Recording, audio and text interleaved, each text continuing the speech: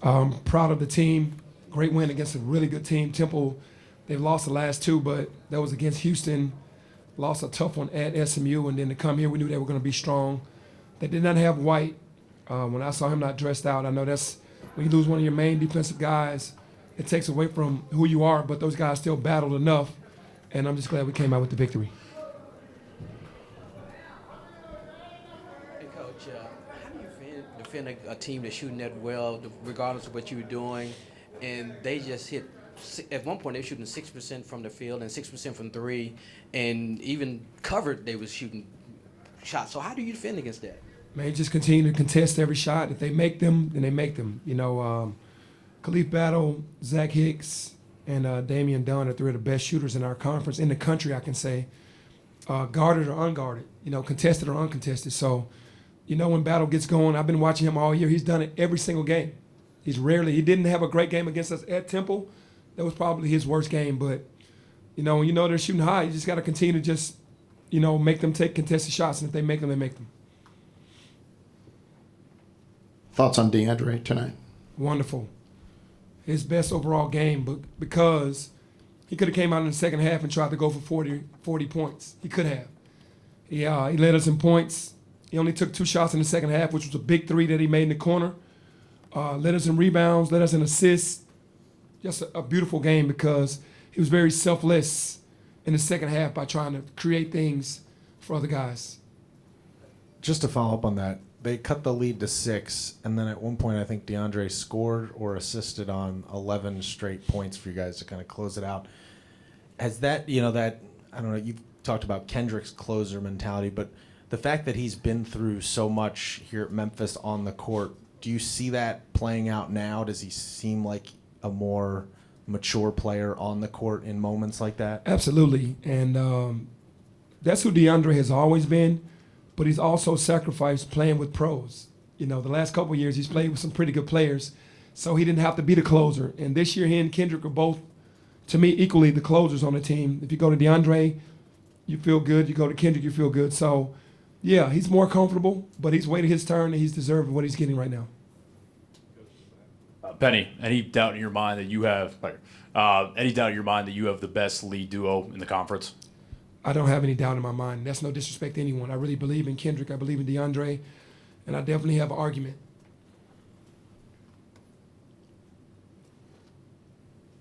Where would you be since Malcolm went down with his injury without Elijah McCadden? It just feels like whenever there's a loose ball to be gotten, he's there, a offensive stick back, a big steal. Like, it just feels like he's kind of always in the right place at the right time, especially since Malcolm went down. Yeah, that's who Elijah is. He's gotten more comfortable with the group.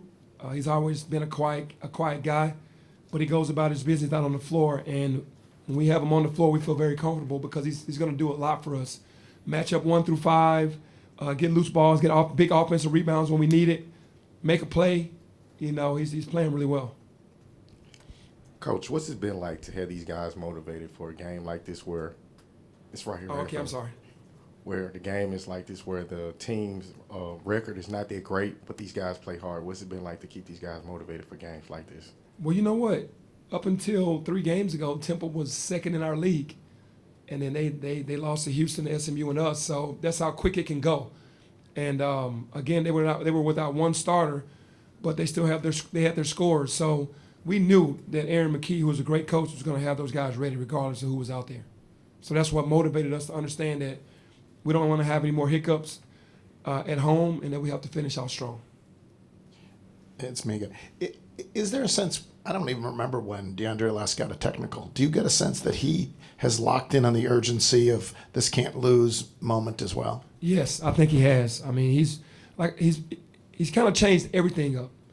His workout habits, watching film, what he reacts to in the games, how he approaches the referees. He's starting to be more conscious of all those things. And is he gonna? I mean, obviously he's got a few games left here, and hopefully an NCAA tournament run. But you're honoring, Ronnie Robinson and great Tigers. Is he gonna go down as one of the really splendid Tigers who's played? He should. He should. And we've had some great Tigers here, but you can put DeAndre up there with the best of them when it comes to numbers. when it comes to productivity, when it comes to being a total team guy. Penny, when a guy like Kendrick Davis looks like he's in his own head in the first half, what do you tell someone like that at halftime for him to flip that switch like he did today? I told him just to trust the work. When you're trusting your work, you put enough work in, don't stress. And it seems like, because he works so hard, when he starts to miss shots that he knows he can make, he's very tough on himself. He gets down. At that point, it's not about team, it's about you. So I say, exclude you and be more about team. He's gonna always be okay because his work that he puts in, he's gonna overcome. We gotta stay in tune with the team. And that's all I told him. Mid-February now, early Sunday game. Are you going to go look and see what the other so-called bubble teams have done later today and all that? And do you encourage your kids to do it or not do it, or? I don't really look at a lot of that. Obviously, when you watch games now, Joel and Artie's on some of these telecasts, and they see the first 4 out, last 4 in, and all of that. I think if we just win, it just takes care of itself because it doesn't matter what we're looking at on TV. If we're not winning, then we're not going to be there. So we just have to continue to win. So I focus more on the team than I do about the other bubble teams. But it feels like as long as Kendrick and DeAndre go off, if you get 1 or 2 guys to support that, you guys are in good shape. Today, I talked about Elijah, and then Jaden felt like give you guys a really good boost too. What do you think of his performance? Yeah, Jaden, I'm very proud of him because this is the most minutes he's played in a long time, maybe ever. And he came out there and gave us 12 big points. He's never going to do anything to hurt us. Not going to take bad shots. He's going to play defense. He's going to communicate, and he's going to be all about the team. He and Elijah are identical when it comes to just want to do whatever it takes to win. And both of those guys had a great game. You were talking about the bubble stuff. I'm curious, going back to DeAndre, the fact that, this is a veteran team, but a lot of these guys have not successfully gotten to the NCAA tournament before. Do you sense the fact that he went through it when a couple of these other guys went through it, is that helping you? Do you guys talk about that at all? I know before the season you talked about trying to get guys like Kendrick to the tournament, but is it coming up now? Yeah, it is. And DeAndre is a guy that was like, those guys. He wanted to, get a taste of it. The first year was the NIT. And then, we come back last year.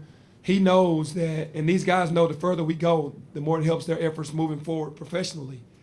And it's desperation to want to do something special together. And they're just locking in on it. And we know that every game counts. And the motivation is making it there. And DeAndre is one of the guys that's saying, hey, it's a great feeling, and we have to do whatever it takes to get back there because you never know what can happen once you get in. You're 25 games in. You got a handful of games left down the stretch here. Looking back on the season you've had to this point, regardless of outcome, what was if you had to pick one game that was the most important game for you guys this season, whether it was win or lose, what would you?